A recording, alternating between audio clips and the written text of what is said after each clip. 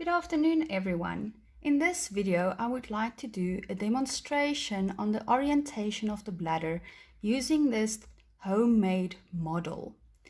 So an empty bladder is a pyramidal shaped organ which completely situated in the true pelvis of an adult.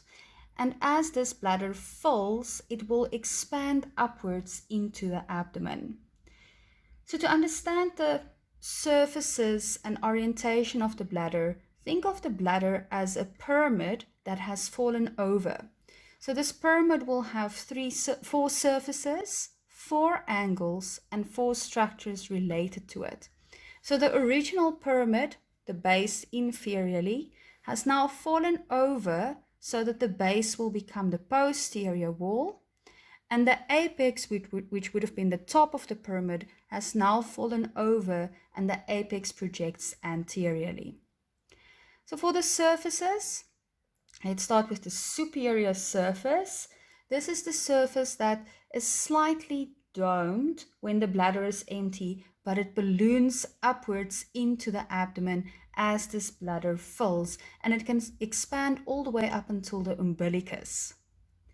Then you have 2 inferolateral surfaces, and these surfaces are cradled between the levator ani muscles of the pelvic diaphragm and the obturator internus muscles just above it.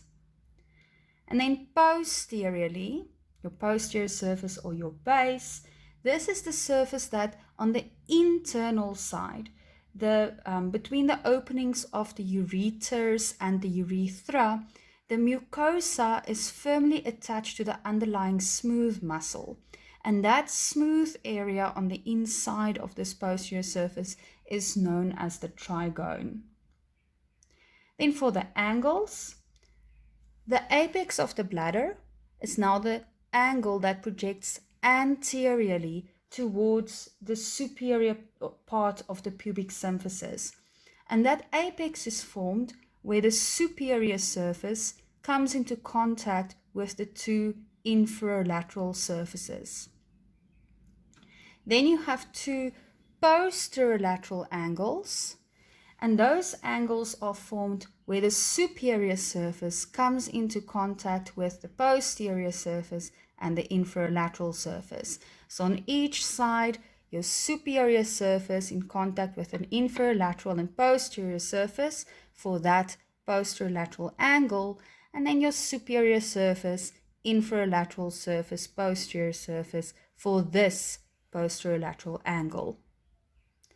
And then your inferior angle is known as the neck, and the neck is formed where the posterior surface comes into contact with the 2 inferolateral surfaces.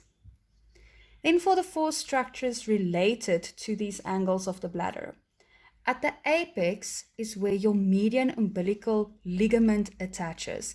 And remember that the median umbilical ligament is the embryological remnant of the urachus, and that is the fibrous remnant of the allantois which contributed to the formation of the bladder. Right, so that's the apex of the bladder and the median umbilical ligament attached to the apex.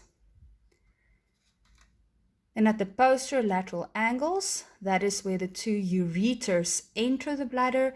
So the ureters actually enter just at the top of the posterior surface, close to those angles, passing through the muscular walls of the bladder.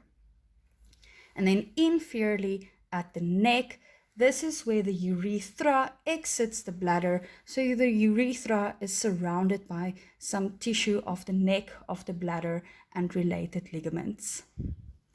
Right, so I hope that this at least helps you to understand that orientation of the bladder as this pyramidally shaped organ. Thank you for watching.